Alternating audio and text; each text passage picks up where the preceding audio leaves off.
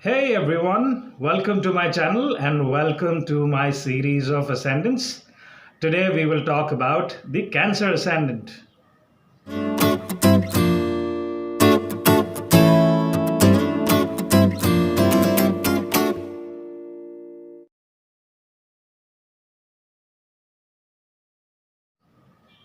Right. Before we start with the Cancer Ascendant, let's quickly understand what an Ascendant is or what your rising sign or Lagna is. This is Vedic astrology. Do not confuse this with zodiac signs or sun signs, which means if you're born in July on a certain date, that doesn't make you a Cancer Ascendant. This is calculated with your time of birth, date of birth, and your place of birth. So if you don't know what your ascendant is, and you want to find out what your ascendant is, go to the link mentioned on the description on the video, and find out your ascendant, right? And for this, you need to have your accurate time of birth. Okay, so let's talk about Cancer Ascendant. So Cancer Ascendant is ruled by Moon. So Moon is something that I'm going to refer to as a planet, because in Vedic astrology or in Jyotish, we refer to any heavenly objects like the moon. Moon is a satellite, but we refer to them as grahas or planet. Similarly, we're aware that Sun is actually a star, but Sun is referred to as a planet. So if you hear me in this video and in the coming videos referring to Moon and Sun as planets, don't get confused and don't try to correct me, because this is what we do. We refer to everything as planets in Vedic astrology. All right, so let's look at Cancer. So what makes your Cancer Ascendant? When the number 4 sits in your first house. Which is your first house? This is your first house. Okay. And since Cancer Ascendants are ruled by Moon, right? What does Moon signify? So the Moon firstly signifies your mother, your home, your comfort area, something that gives you peace, comfort. So that is what is the sign of Cancer. It is the original 4th house of the Kundli. Okay. So Cancer Ascendants, since they are ruled by Moon, are usually emotional people. They are driven with emotional. So for them, how they feel about a certain thing is the utmost important. Even if they are working, if they are doing something logical, even if it's their business, or how they relate to other people, what they want to learn or what they want to do in their life, it has to have an emotional meaning to it. Okay. And since Cancer rules the 4th house of the chart, and 4th house is the significator of their mother, their family, their home. 4th house is nothing but your home, your comfort zone. Okay, where you find peace and comfort. Your 4th house. They are very, very attached to their family. Okay, especially if Moon is well placed. If Moon is not well placed, or if there is a malefic affecting your 1st house or your 4th house, then they could be very distant from your family. So this applies for this. This is like a roadmap for pretty much most Cancer Ascendants. Okay, so if what I'm saying doesn't match with what you are, that means, we need to analyze your chart. But in most cases, this is how their roadmap is. Now, what you do and how your planets are placed definitely have a very strong impact on the charts. All right, but usually Cancer Ascendants are very attached to their family, because they are all about the family, their home. Now let's look at the 2nd house. Now, to understand Cancer Ascendants, we need to look at few houses very carefully. Okay, so we will look at their 2nd house, which is ruled by Leo. We will look at their 3rd house, which is ruled by Mercury. That is Virgo, and Mercury also rules their 12th house, and Gemini falls in their 12th house. We will also look at their fourth house where Venus sits. Okay. Similarly with their fourth house, because Venus sits in Venus rules their fourth house, which is Libra. Okay. And they like to continue the family business because Libra is also the sign of business. So a lot of Cancer ascendants like to go into their family business, or if their father was a politician, they would want to go into politics, or if their father had a government job, or their mother had a government job, they would want to do that. They will like to continue their family business. They want to grow their family business, so their family becomes very important. And since they are quite emotional people, they also have they have a very motherly feeling about them, even if they are males. Okay, they have this natural caring behavior, and if you have friends who are Cancer ascendants, you will know that about them. Okay, these are emotional people that you can emotionally connect to. All right, and since Moon exalts in the sign of Venus, which is Taurus, right? We're talking about the fourth house and the 11th house, right? Fourth house is also the house of their mother. Fourth house is the house of their home. Their home is seen from the fourth house. So they like nice big houses because Venus rules that, and Venus is the significant of luxury, desire. So they want to have a nice luxurious home. And since Venus rules their 11th house, where Taurus sits, and remember, Moon exalts in Taurus, right?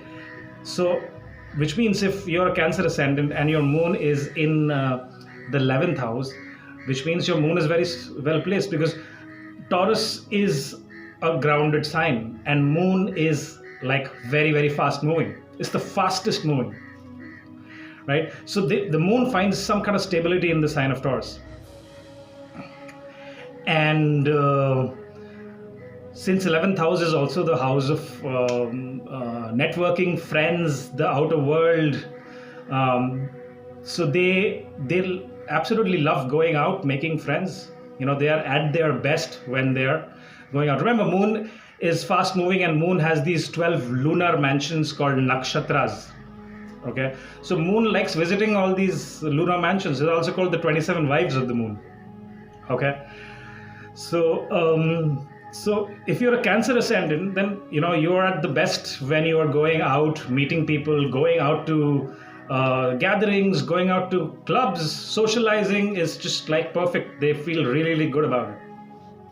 All right, and you make plans with a Cancer ascendant, and they will tell you, first we'll go here, then we'll do this, then they will do that. So in a day or on a weekend, they would want to do too many things. They want to socialize, and mostly it will be about socializing, networking, being with their friends. They'll also come home and spend time with their family as well, because they like doing that as well, because home becomes very important. So they are always there in their family gatherings. You will never see a Cancer ascendant wanting to miss a family gathering unless there is something drastic. So they like this whole family gathering where their friends are also involved. So they're includers. They would want to include, since Venus rules their fourth house of home, and also the house of friends and networking, you will see that these people firstly trust people very easily. That could be bad, but again, they invite a lot of friends home because Venus rules their house of home and the house of networking. It's the same planet. They also might be able to, male or female, they will relate to women a lot more because of their emotional and caring traits than men. So if you're a male and you are a Cancer ascendant, you might have a lot of female friends. So now let's look at their third house and their 12th house. So their third house and their 12th house could be a little tricky, because as per the ancient saints, Mercury is the only planet that doesn't get along very well with the Moon. So like I said, Cancer ascendants are very easily trusting, and they're emotional, nice, good people.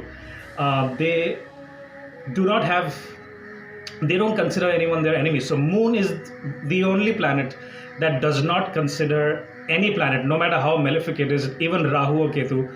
Moon has no enemies. And similarly, most planets do not have any problems with moon. Okay, but the only planet that seems to have a problem with moon is Mercury. All right, so their third house of their siblings could be a little difficult, which means they might be very fond of their siblings, but their siblings might not be very fond of them. It can happen, not in all cases, but in some cases I've seen that their siblings, they like their siblings, but their siblings might not be very fond of them, right? And since Gemini rules their 12th house, and Gemini is the natural, is the significator of communication. So these guys have a lot. These guys have communication with anything to do with the 12th house. So they could have a lot of. They could have a lot of communication with people from foreign lands. They could have associations with monasteries, hospitals. They could be associated with people who work in hospitals, like doctors, healers, spiritual gurus. Since their 12th house rules that, and since Gemini controls their 12th house, they might have trouble speaking. They might have trouble sleeping if Mercury is not very well placed, right? Since their third house is ruled by Mercury, where Virgo sits, they could be very analytic as well, because Virgo is the significator of intelligence and diplomacy. So they could be very articulate about certain things, about how they speak, which also makes them pretty good business people. So let's talk about their fifth house, which is ruled by Scorpio, and also let's look at their 10th house, which is ruled by Mars. So fifth house is Scorpio. So Scorpio is the sign of the deep, dark waters. It's also the sign of things that people do in secret. It's a sign of research. And fifth house is the significator of children, romance, your creativity. So Cancer ascendants could be very secretive about their romance or their love life. You might be friends with a Cancer ascendant and you may not know who they're dating, and then suddenly you hear that they got married, and then they tell you that, yes, we've been dating for years, and you being their friend had no clue that they were dating or they were in a relationship with this person. Okay. They're also quite secretive and very protective about their children, because fifth house is the significator of children as well. You may not hear them talk about their children very often. Okay. You might know very little about their children. They might not even talk about their hidden talents. They could be fantastic musicians. They could be great artists that you may not know about them. So they're secretive about their fifth house related things, since Scorpio governs that. And since Aries is in their house of career, or what they're supposed to do as the house of karma, the 10th house, the house of action, that's a very good place to be, because since they're very protective about their homes and their family, and they have this motherly thing, but how they go into the outside world is with a lot of Mars energy, right? If you see them, their Mars exalts in their 7th house of business, which again makes them good business people. Okay, so it's kind of opposite how they are with their families, their mothers, and and their friends. But when it comes to doing what they're supposed to do, their work, where the action is, if they're business people, or if they're from the political background, or they're into the entertainment industry, they could come out quite strong and powerful, right? Since it's ruled by Mars. Okay, so now let's look at their 6th house of enemies, debts, diseases, their daily work, their job, their everyday life, their past karmas. And let's look at their 9th house of principles, religion, long distance travel, father, their gurus, their higher education. And that's all ruled by Jupiter. So it's fantastic, right? Jupiter is the significator of pretty much all the ninth house related things. And since Pisces sits there, it's a very good place to be. And what is interesting in their charts is Jupiter is exalted in the sign of Cancer, which means if Jupiter is in your first house and if you're a Cancer ascendant like this, then it's the best place for Jupiter, right? Why? Because Moon, like I said, is a fast moving planet. And if these people, if the Moon is not very well placed, if let's consider if Moon goes to Scorpio in their fifth house, right? Now, don't get scared if you have Moon in Scorpio, because we have to analyze a lot of other things and a lot of other planets. You know, if it's been aspected by a good planet, then it doesn't apply. But if Moon is not in a very good place, okay, and it's afflicted by Rahu or Saturn, so these people could have depression, because since they're very emotional people, these are not the logical people like the Virgo ascendants or like the Capricorn ascendant. You know, they are not the very practical people. They are driven by emotion. Okay, and since Moon is the significator of emotion, Jupiter stabilizes that emotional up and down that they feel in the first house, because Jupiter is a guru. So these people do great if they have a good guru, or if they have a strong guru with principles and they guide them in the right direction, which is why Jupiter exalts in Cancer, which is why Jupiter exalts in their first house. And what kind of guru do they need? Their guru should be someone who shows them the direction of principles, that hey, this is not something you should do, this is not this, you should always follow the path of principles. They should keep learning things, because Jupiter rules their ninth house, so their gurus become very important. The more these people learn, the better it is for them.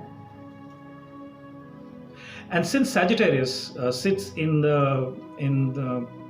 their sixth house, they could also learn from their enemies. They could also feel that their gurus or their teachers are their enemies, which may not be true, but it might come across like them, that, oh, you know, they're my enemies. So these people could have trouble finishing their education. They could have trouble finishing their masters, because they might look at, you know, their teachers or gurus as enemies. But later on, they might realize that, you know, they have taught them something very important, which initially when they're growing up, they did not understand. Okay, their enemies could be very disciplined and structured. Their enemies could be full of principles. Their enemies could follow a religious path as well. Okay, so now let's look at their seventh house and their eighth house, that is ruled by Saturn. And what is Saturn? Saturn is this slow moving planet, which is the epitome of structure, discipline and patience. It's the significator of all the common people, all right, the working class people. Saturn also signifies business to some extent. It is sitting in their seventh house and their 11th house of transformation. 11th house, not 11th house, Aquarius, their 8th house of transformation, and sudden ups and downs. So also the wife's family, which is the in-laws. So first house is you, yourself, your personality. Second house is your family, right? So right bang opposite your first house is the seventh house, which is your spouse. And then diagonally opposite to your second house is the eighth house, which is the house of your in-laws. So since Saturn rules both these houses, which means their wives or their husbands or their spouses and their in-laws also could be very well connected with each other, which means you make one happy, the other one is happy, right? And if one is, you have problem with one, you have problem with in-laws, your spouse will not be happy in this case. Okay, and since Moon is fast moving, and I've mentioned this in my other videos when I've been covering other ascendants that opposites attract, and this is another very, very prime example of how opposites attract. So moon is the fastest moving, Saturn is the slowest moving. And you see Cancer and Capricorn, first house, seventh house combination. So since moon is fast moving and they are full of emotions and caring, they look towards, or they find this partner which kind of stabilizes that. Okay, they will look at a partner who's probably older also, because Saturn also signifies old age. So if you're a guy, you might be interested in women who are a lot older than you. There could be a significant age difference in your spouse or the women that you find attractive. And if it's the same age, then mentally she'll be a lot more mature, and you might look, it could be very old school, it could have some very old fashioned tastes and habits. They look at their partners for stability, and they look at their partners for some kind of structure in their lives, because Cancer ascendants may not have great discipline in their lives, right? And like I said, like they're very emotional about how they deal with their lives. Following structure and discipline or being organized could be a problem for the Cancer ascendants, and they look at these things in their spouses, because Capricorn signifies all of these things.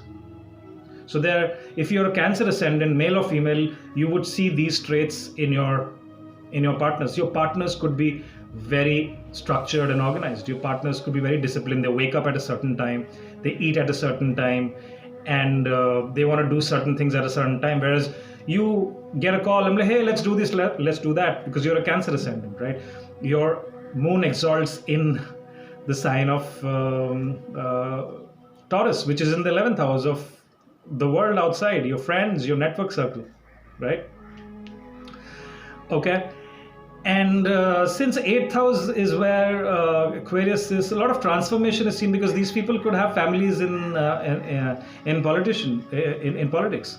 So they could firstly, they don't have too many ups and downs because Saturn is slow moving. So, but they could find transformation through networking, through people, because again, Aquarius is the significator of the 11th house where Taurus sits.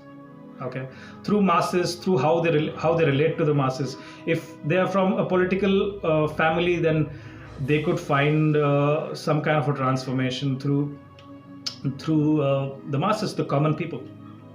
Okay, so there could be someone working class that has transformed your life, or you've understood something about life through the masses. So that was all about Cancer ascendants. If you like this video, please hit the subscribe button. If you want a consultation, or if you want to talk to me, please go to my website www.swamisaptaparni.com and stay tuned for more videos. Thank you so much for your time, and you have a good day ahead.